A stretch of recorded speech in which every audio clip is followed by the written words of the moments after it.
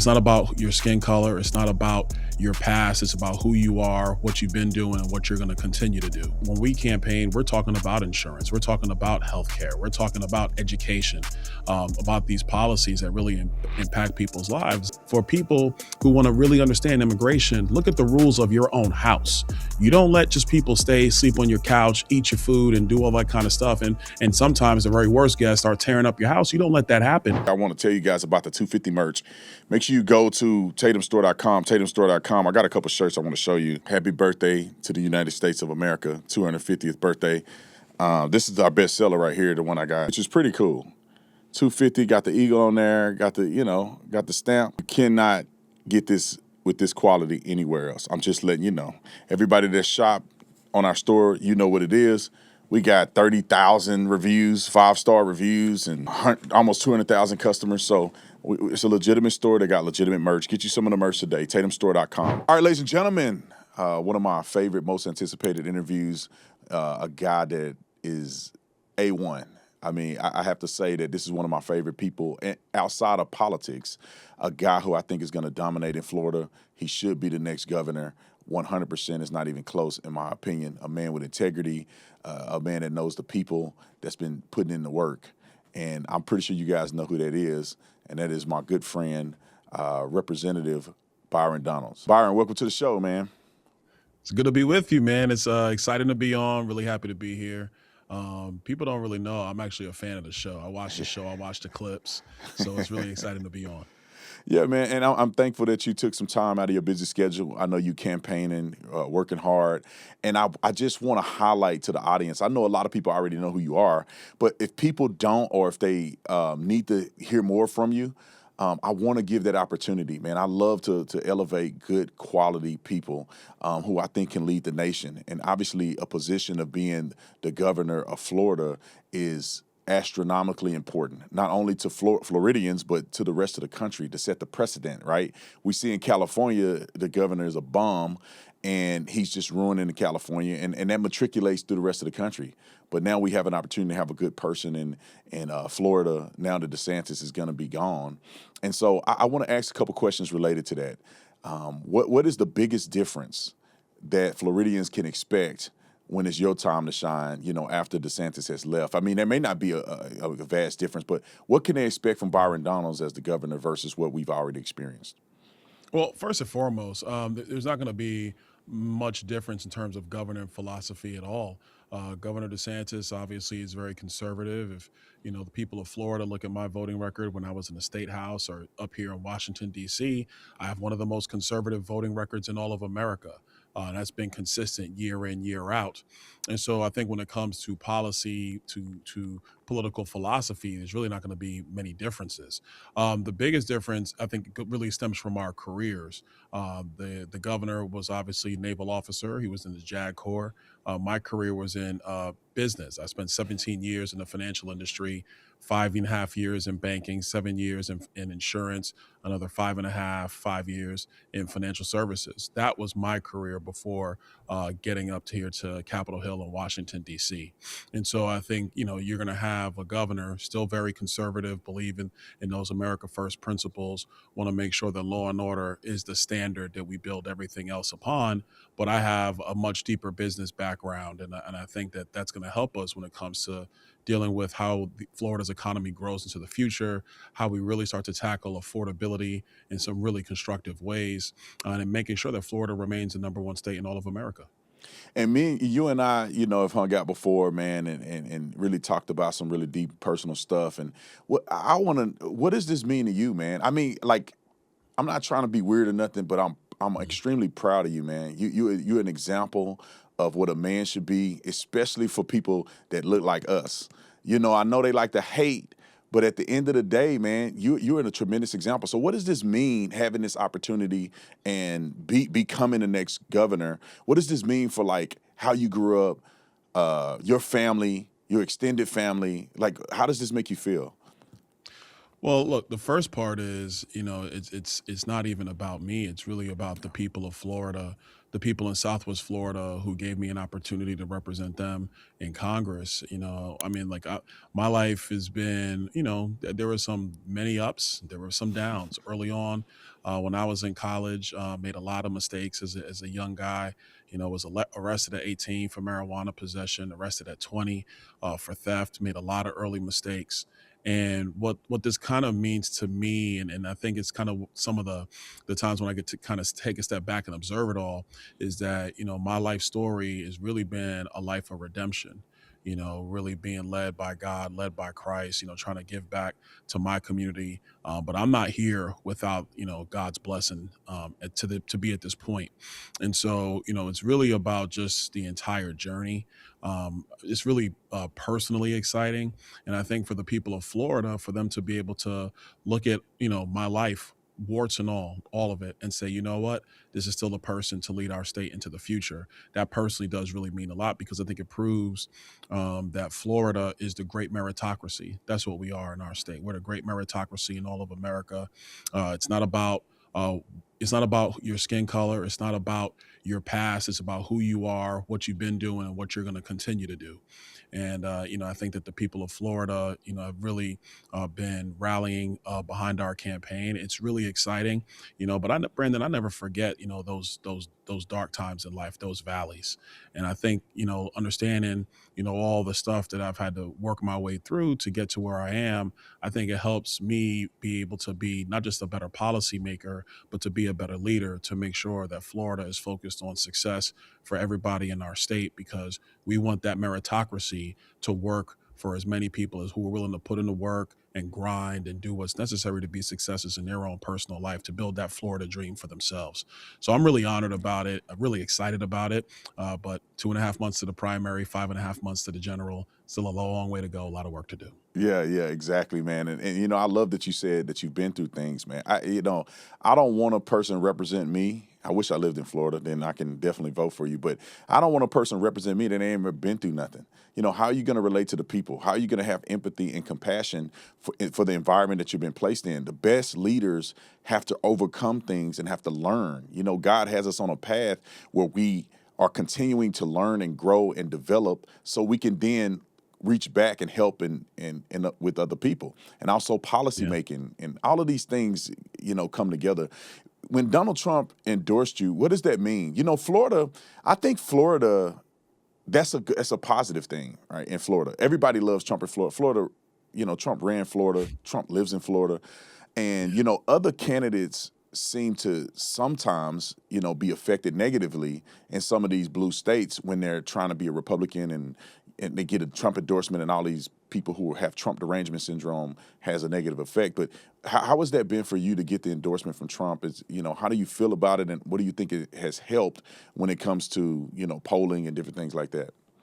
Oh, listen, it's 100% a positive in Florida. Let's just be very clear. Getting the president's endorsement, especially so early, what it really gave me an opportunity to do was to hit the ground running, work incredibly hard the last 15 months to build a campaign that's not can just win a primary, but could also go ahead and win a general election in Florida. And so having his support, really on day one is really meant so much to our efforts.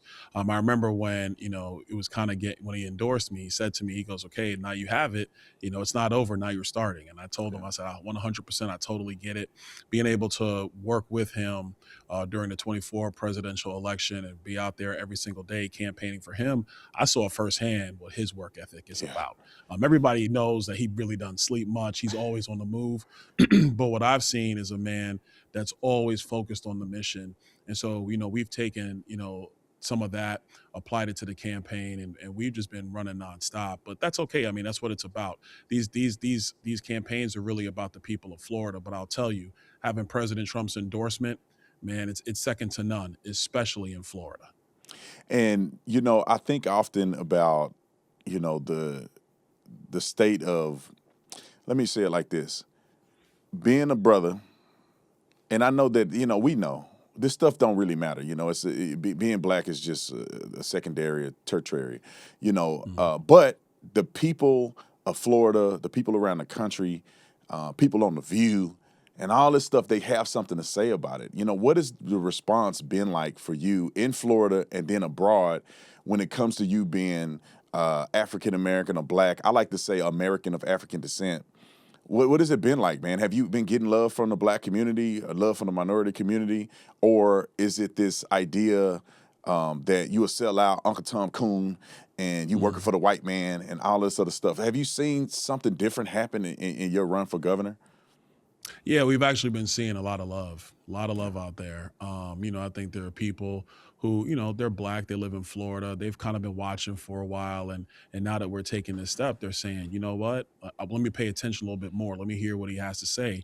And so, obviously, when we campaign, we're talking about insurance, we're talking about healthcare, we're talking about education, about these policies that really impact people's lives. And I think when people are hearing that, especially when black voters are hearing that, they're saying, okay, you know what? He is talking about things that matter in my life as well, not just, purely just political talking points. And I think that when you bring real policy coupled with the fact that, they've been kind of intrigued, I think that it's been a good thing. Obviously, you still get some of the other stuff like the Yeah, Coon Uncle Tom stuff, but I don't really care about that. yeah, I just stay focused on what I'm doing. What the ladies on The View or anybody else got to say, go ahead, say that on social media, say that on your own show. I don't really care. But I'm telling you, I'll tell you this morning I was in Tampa. I had a breakfast meeting in Tampa before I came back up to DC. And I'm getting ready to leave. And it was husband and wife, black couple, about our age. And they stopped me and they were just like, hey, we just want to let you know we've been watching. We love what you're about.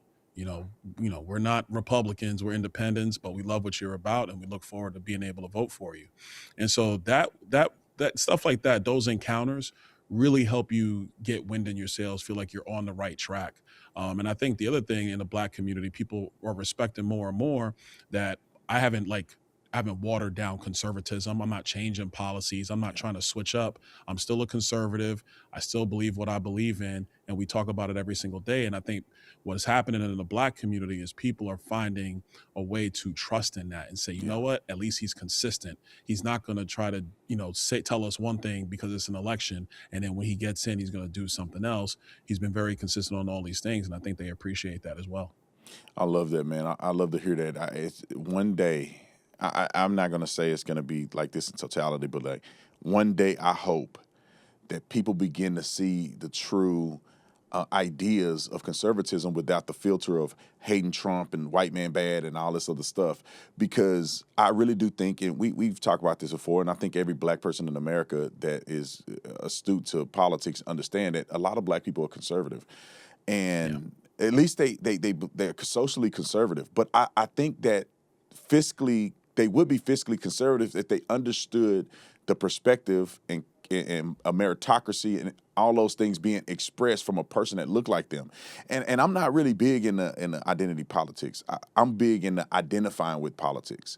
And I honestly believe, man, more black conservatives need to run for office, need to make themselves known, because for whatever reason, people have this conscious bias in their mind where if it's a person from the gay community, if they see a gay person that's conservative, they're more willing to listen to a gay conservative than they are, generally speaking, listen to somebody else that's not involved in their community.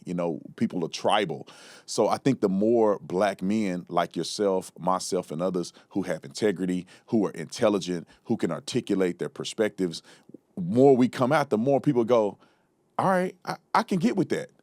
Everybody that's black, that's conservative, ain't a sellout Uncle Tom. They actually have principles and things that we identify with.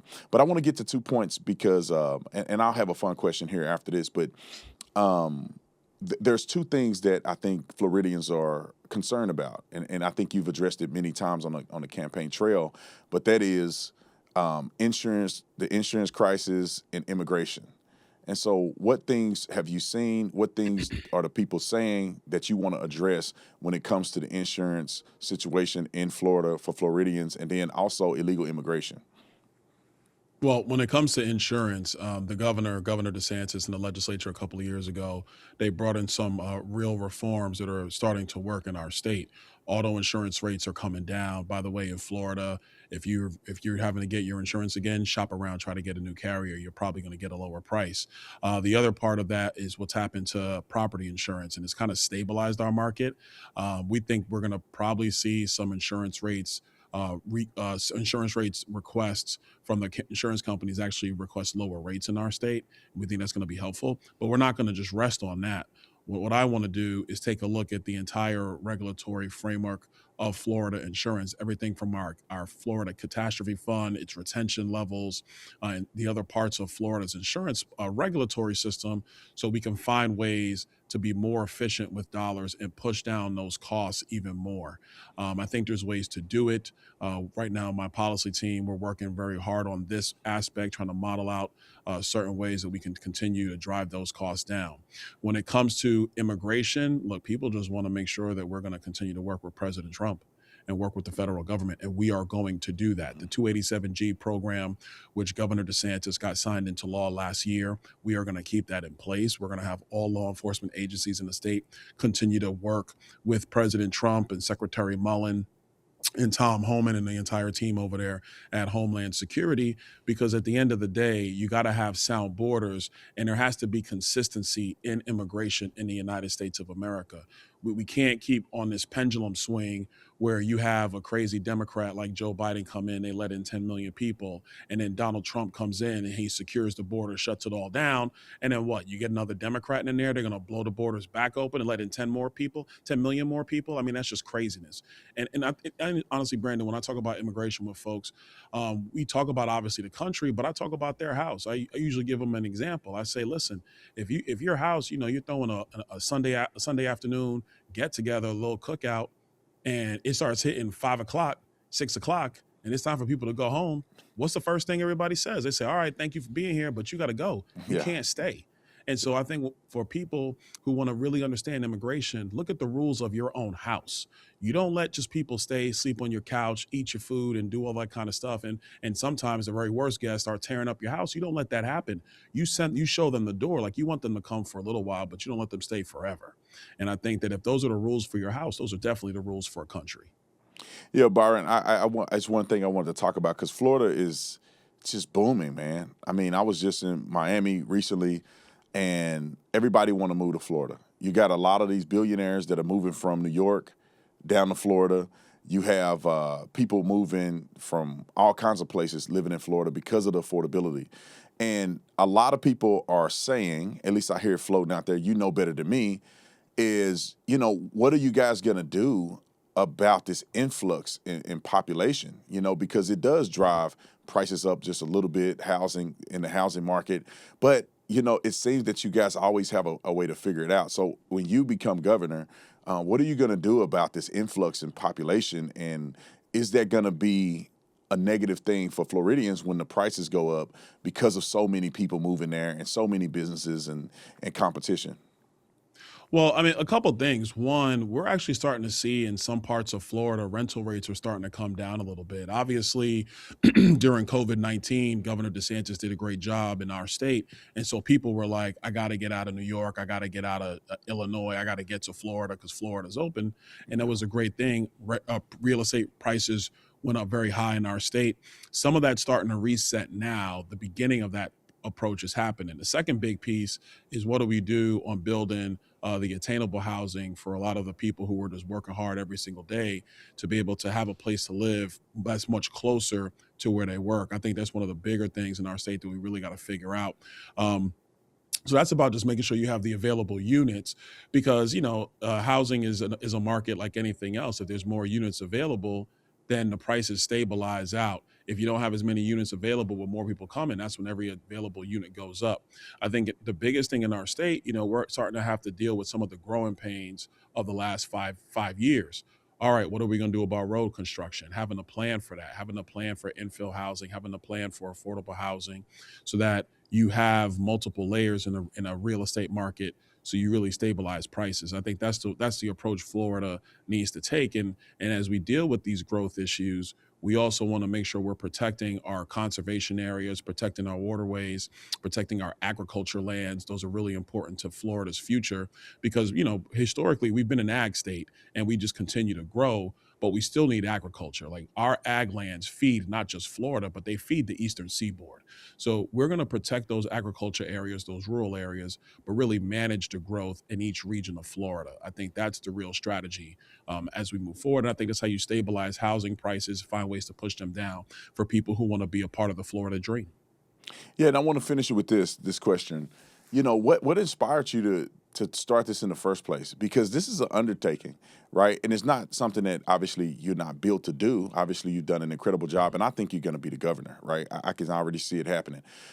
However, it's still a lot on the family. It's still, you got to go through the rigmarole, man. People talking crazy about you online. They want to post rumors and do all this crazy stuff. This is one of the reasons why I'm like, I don't think I'm ever going to run for office. So with you having the success you've had in life, the success in your family, representing Florida very, very well in the House, like what made you feel like, it's me that need to run for governor and continue the legacy of greatness in Florida? I moved to Florida 30 years ago when I was 17 years old to go to college, and I never left. But everything in my life has been built in Florida. I mean, everything. And so, we've been very blessed with great leadership in our state. The last almost 30 years in our state, we've had great leadership, except for Charlie Crist. He was not that good, but everybody else really did a good job. And so where we go right now is about preparing Florida for another 30 years of growth. Yeah. And it's not just about the next 4 years of a governor's term. It's about preparing Florida for what's coming next.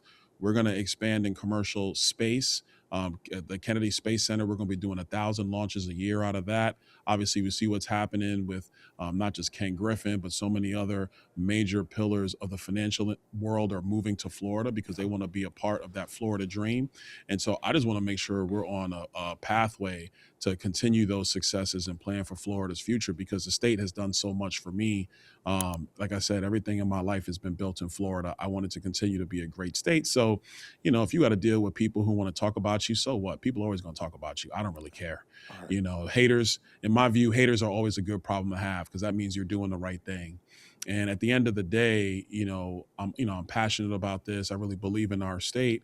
And it's also to show my sons, that if you're really passionate about something, you just have to chase it and do it. Don't let other people try to naysay you. Don't let them try to talk you down.